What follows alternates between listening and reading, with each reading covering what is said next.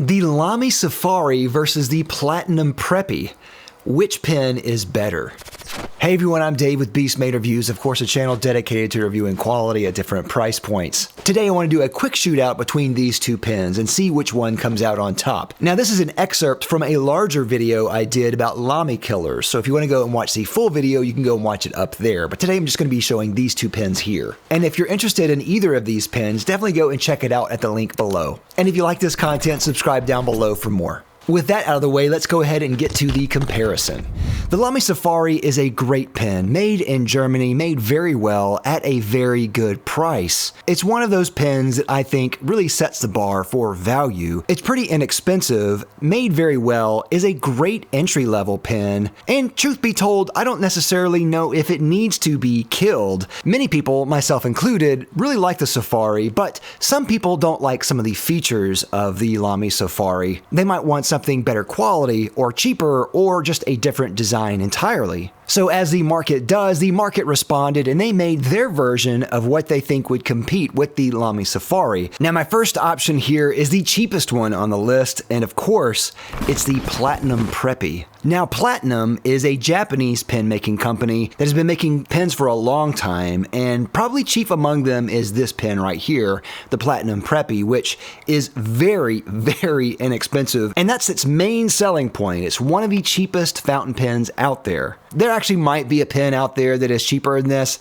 but I wouldn't buy it. This is the absolute cheapest pen that I would get. And this has been one of the most requested pens that people have commented on and asked me to review on the channel. When I made my video about the Safari, a lot of people said that they prefer the Platinum Preppy as an entry-level pen, so I had to put it on this list. And what I find interesting about this pen is that it's kind of built like a disposable pen.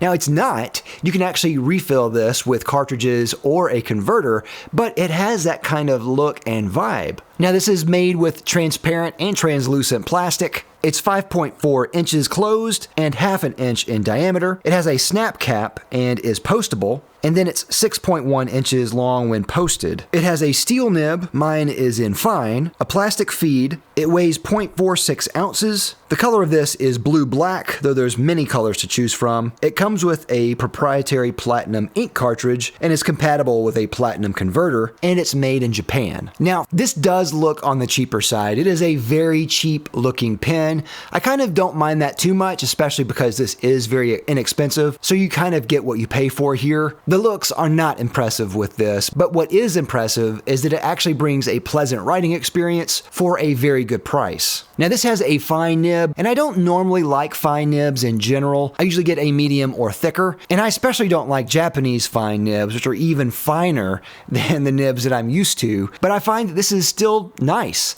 It is pretty smooth for a fine nib. It's not scratchy, it has a good bit of feedback on it, but it's not too bad. Now of course for the writing sample here, I'm using the platinum ink that came with it, which is blue-black. And I like this color a lot, though it's definitely more on the bluer side, I would say, than blue-black. It's very nice, and it does match the pen pretty well here. And as you can see, this is a very fine nib here, maybe almost extra fine. In the hand, this is very light, and it is balanced, very smooth plastic, and it's a nice size, but that is where my praise ends, because this is on the cheap side. It does feel cheap. There's an annoying little barcode that is burned into the plastic right there. You can't get that off. That's not a sticker. It's very similar to disposable or throwaway pens. It has that kind of same feel. The clip is that same cheap type of clip. Overall, I would say you get what you pay for and maybe a little bit more than what you pay for here. It is a very good pen, and it's not going to set you back much money at all. It's definitely worth buying, especially if you want to get a fountain pen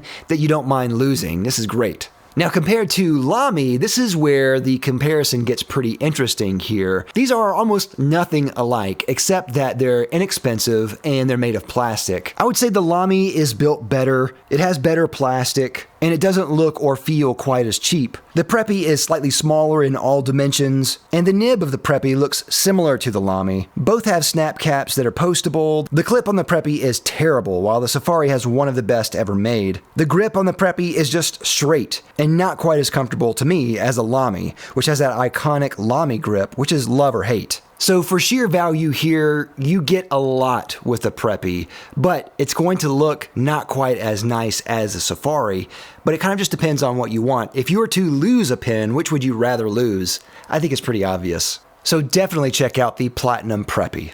So that's it for this comparison. Which one was your favorite? Let me know down in the comments. Thank you again. I'll see you next time. I'm Dave with Beastmade Reviews.